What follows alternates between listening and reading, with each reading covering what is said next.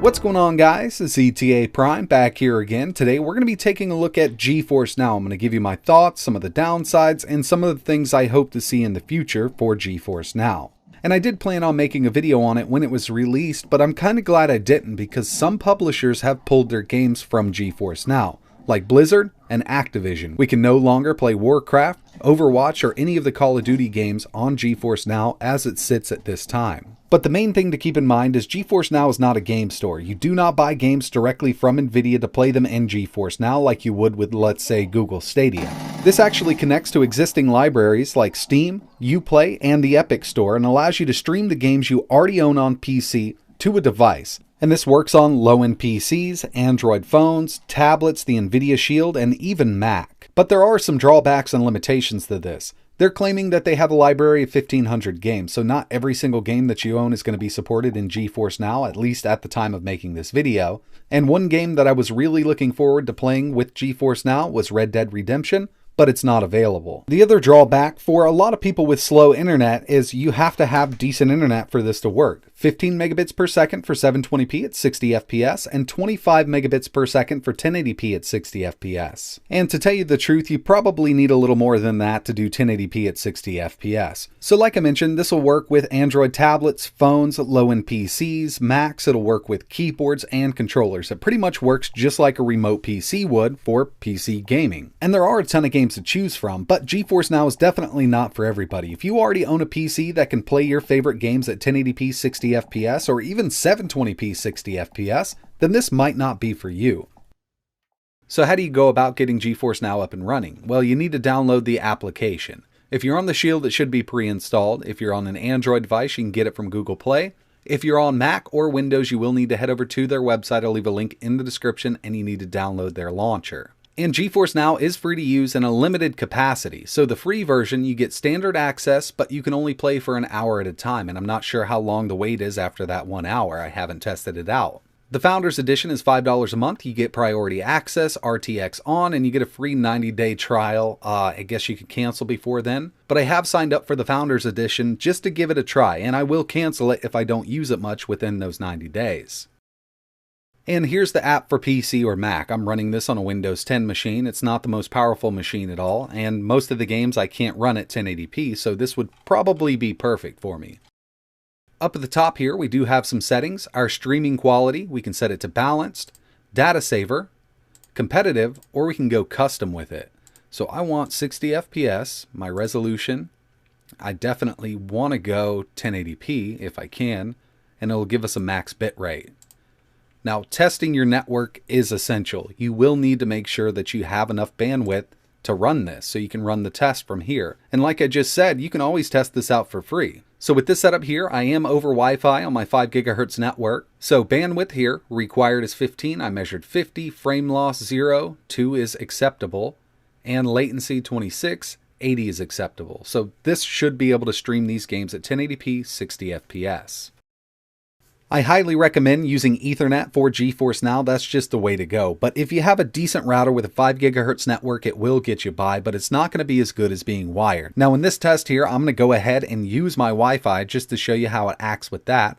But this is the main interface. These are the games I already have in my library. I own these games and I can play them right now. I own Metro Exodus on the Epic Store, I own Rocket League on the Steam Store, and I own this on Uplay. So there are a few different stores to choose from. And these are games that I could install on any of my PCs because I already own them, but I can stream them here.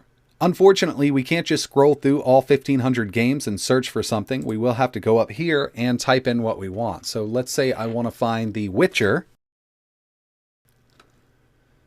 and I'm going to add it to my library. So I own this game. Gives me a little warning here. I'm going to click Continue. And it added it to my library. So it's easy to find the games that I want to play and the games that I own from the main menu here. So now that I got FarCry 5 up and running, I'm going to head over to Options. Under Video, we should be able to see which GPU this is using. And it looks like the Nvidia Tesla P40 with 24 gigs of VRAM. Now this is actually the second card that I've seen being used in Geforce Now. The other card is the Nvidia Tesla RTX T10, and I guess that's because I have the Founders Edition. We can enable RTX on certain games that support it, so I guess that's the card that'll be used with RTX supported games. But I want to run a benchmark here. I want to see how this thing performs. Unfortunately, we can't see which CPU we're using, but I'm pretty sure it's like a Xeon or something. Ultra, HD textures on. We're going to turn this all the way up. I'm going to back up and we'll run this benchmark.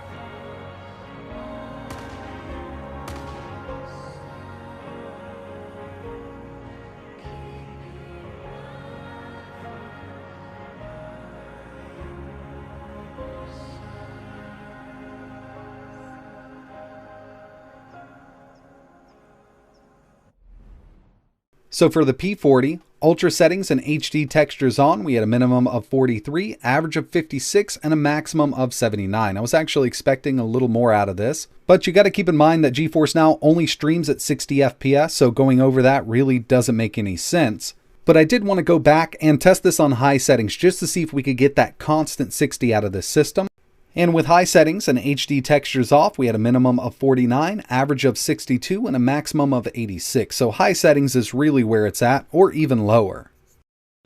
So we do get a bit more information in Assassin's Creed Odyssey. We can see the CPU is the Intel CC150 at 3.5 GHz. This is a workstation CPU and a workstation GPU. The Tesla T10 with 16.5 GB of RAM. I'm going to run this benchmark at very high and see how it performs. And it actually did quite well. We have an average of 65, minimum of 37, and a maximum of 99. So streaming these games at 60 FPS at high to very high settings is totally possible. I really wish that Red Dead Redemption 2 was available on this because I would love to test it even at medium settings to see what this can do. Now it looks like there's a few different GPUs being used in GeForce Now. Sometimes when I start it up I have that P40, sometimes I have that T10, but overall performance is pretty decent. But either way I look at it, the laptop I'm streaming from right now can't do any of these games at 720p 30, never mind 60 1080p, so we're definitely getting a big increase in performance streaming to a lower end device. And before I wrap this video up, I just wanted to show you the streaming on Android. I'm using the Galaxy Tab S6, I have a little iPega controller, and we're connected to that Tesla T10 with 8 gigs of RAM. Ultra settings, 1080p. I suggest using something like the Xbox controller, but this will get you by. I do need to do some adjustments in the settings for the sensitivity, but overall, this is working really well. We're at 100 FPS, Ultra settings, OpenGL 4.5, and it's working great over Wi-Fi. Every once in a while, you'll notice a skip here and there, and that's one of the big reasons I mentioned use Ethernet if you can, but if you're on a mobile device, Wi-Fi will work as long as you're connected to a decent router and a 5 GHz network.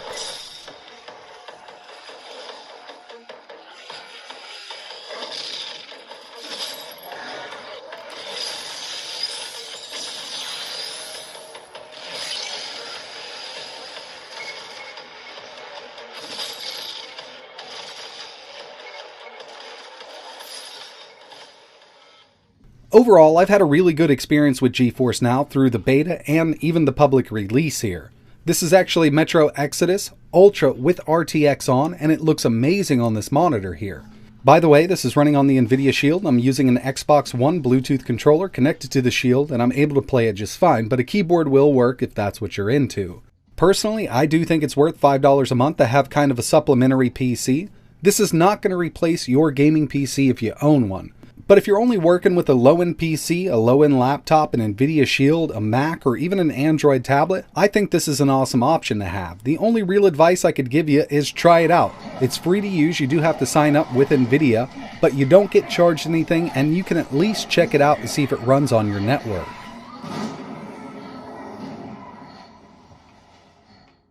So when I was running the benchmarks for Far Cry 5 and Assassin's Creed Odyssey, I was using this little laptop. It's got 4 gigs of RAM. This cost me $230. It's got a Pentium Gold processor built in. And by itself, it has a hard time even running Minecraft at full speed. But with GeForce Now, I was able to play some AAA games at high settings over 60 FPS. But in the end, the best advice I can give you is to try it out. As long as your internet connection meets the requirements, you should have a pretty decent time streaming games on GeForce Now.